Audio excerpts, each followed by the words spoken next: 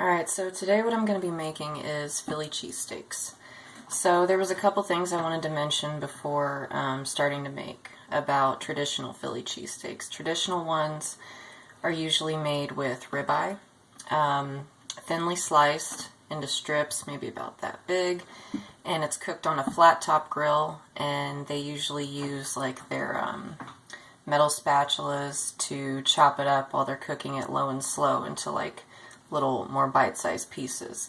I don't have that, so I'm going to be using just a skillet, and what I have is actually quarantine, using what I got.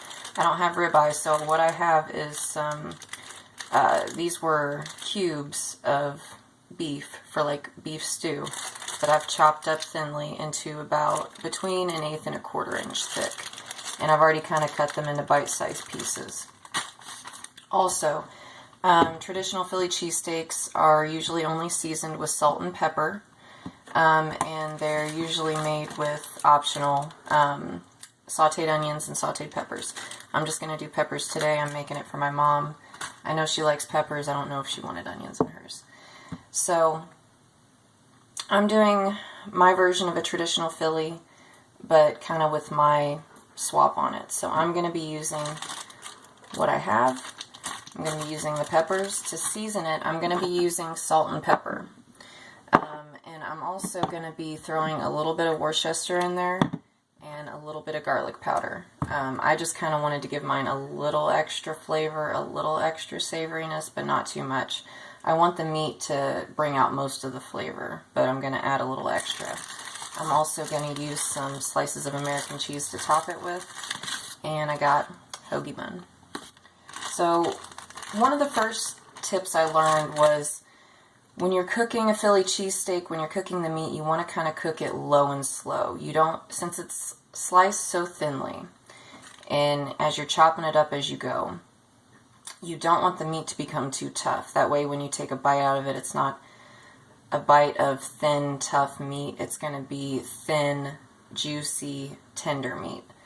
So I'm going to cook this on low and slow. I've got a little bit of vegetable oil. This is on a low to medium low heat. So I'm just going to toss those in there. And they're just doing a very light sizzle right now. So there we go. Got my big ass grill spatula. Kind of chop them up a bit. So I'm just going to get them in a thin layer on this skillet. And I'm going to let them cook down, and they're going to take probably somewhere around 10 minutes. And again, I'm cooking them low and slow so they stay nice and tender. And this meat, not all of it has a lot of fat on it. Ribeye has a nice, like, rings of fat in it. Not all of this meat has fat on it, so I did add a little bit of vegetable oil to my pot, or my pan, to kind of help keep it tender as well and cook it up. So this is going to take about 10 minutes. And then once you start to see the pink to go, you know it's almost there. Another tip I learned is not to salt and pepper it right away, because when you salt anything that you're cooking, or anything in general, it's going to bring the moisture out of the item. So bringing the moisture out is going to make it not as tender and juicy, and it's going to make it more tough. So I want to keep the moisture in. And so what I'm going to do is salt, pepper, splash a little Worcestershire, and a little bit of garlic powder on it, maybe like a couple minutes before they're fully cooked. That way the tenderness is kind of stayed in at that point, and then you can get a good seasoning on there, and it'll stay in as well. And at that point, right after I throw that stuff in, I will probably throw in the sauteed peppers as well. I already sauteed them ahead of time. I wouldn't saute them with the meat low and slow. One, because you're cooking them with the meat, and two, because when you saute peppers, you need to saute peppers or onions on a higher heat just to make sure they become translucent, they become nice and soft. So that's why I did that separately. So I'm going to let this go probably for about 10 or so minutes, and I'm going to use my metal spatula to kind of break up the chunks a little bit more as they cook, and they're nice and soft and tender, so that'll be easy to do. And then I will show you guys the next step before I start seasoning. Alright, so now this is what the steak's looking like. And it's nice and tender. I've chopped it up a little bit more. Now, I'm going to go ahead and add my sauteed peppers to it. Stir those around a little bit.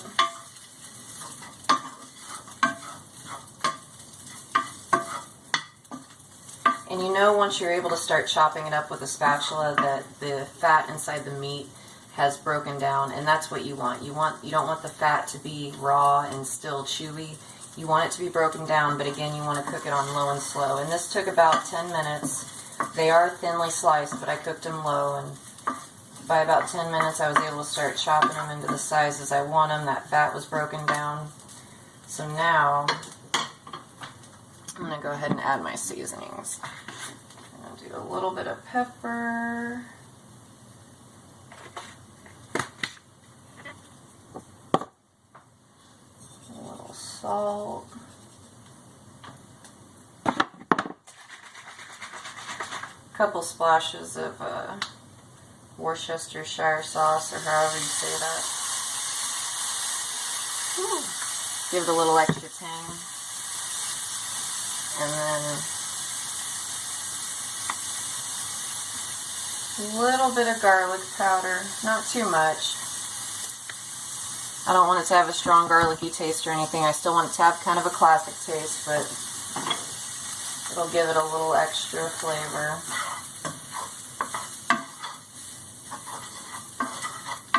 I'm just going to let this mix around and cook down a little bit.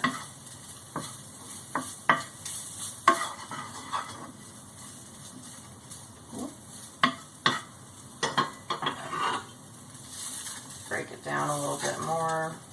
A metal spatula works best for that. It really helps you be able to kind of cut into the meat and get it broken down. And I'm going to turn this onto low, and just let the seasonings kind of melt into the meat and get in there.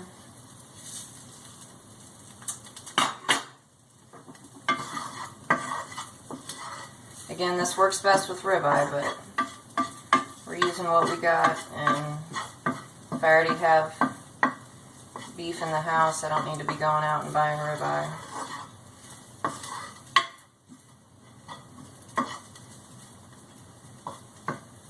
So I'm going to let those cook down a little bit more.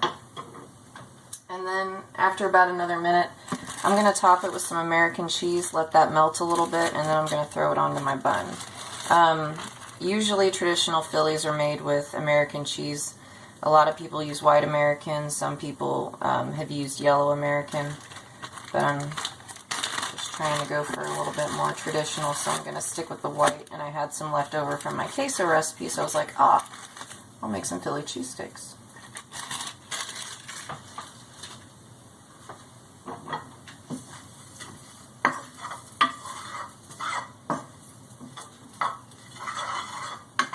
Smells good.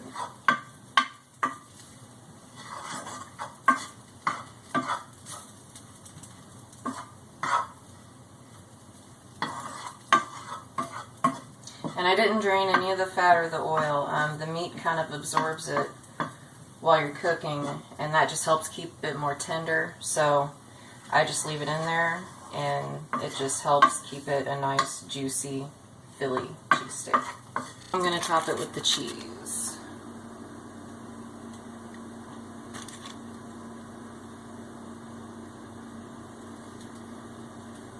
And since it's on low, if it touches the pan a little bit, it won't stick to it too much. It'll just melt. But I'm going to let that sit there and melt for just a minute. I'm actually going to go ahead and turn my burner off.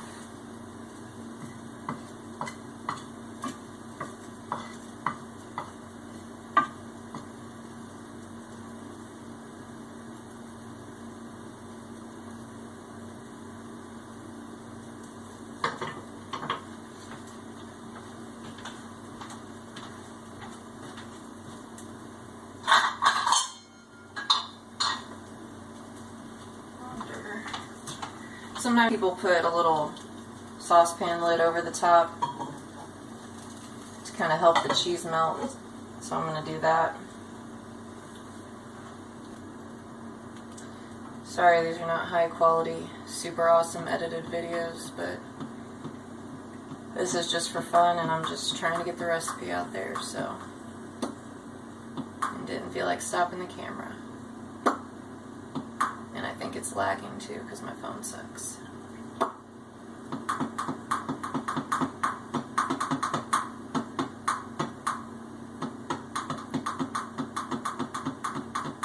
And this is what happens in between the takeouts. Alright, the cheese is melted. And now, just transfer it.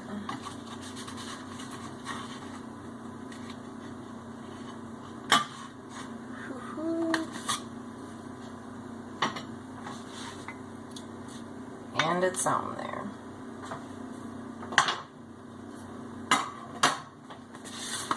And this is my Philly cheesesteak. I'm going to let this cool down for just a minute, and then I'm going to give it a little try. Alright, so this is how she looks. I cut her open. It's beautiful. Like I said, I'm giving this to my mom, so I just cut myself off a little end piece to try. Boom.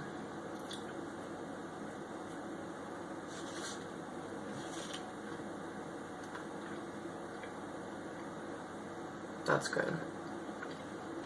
That's a good classic Philly. American cheese really makes it. The meat is tender. It's easy to chew. Again, cooking it low and slow, and if you have to use a leaner meat, one, making sure you slice it thin. You can even pound it out a little bit and tenderize it. And also throwing some vegetable oil in there will definitely help keep the moisture in while you're cooking it low and slow. I would always wait to season it to the last couple minutes, and then just continue cooking that on low to help the seasonings go in. It's beautiful. I really like the Worcestershire, however you say it, sauce in there. Just a little kiss of it adds a little extra, I don't want to say, not quite tanginess, not anything like that, but my brain's not working. Savoriness adds a little bit of extra, so it's really good. The meat's tender, the cheese is great.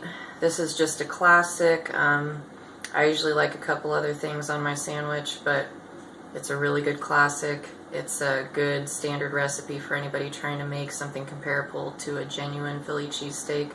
Even if you don't have quite all of the ingredients, there's little tips and tricks to make it taste almost there. So it's good stuff. I'm happy with it. If you try to make it, it's super easy. It takes a little bit of time, but it's super easy, minimal ingredients. And if you make it, enjoy.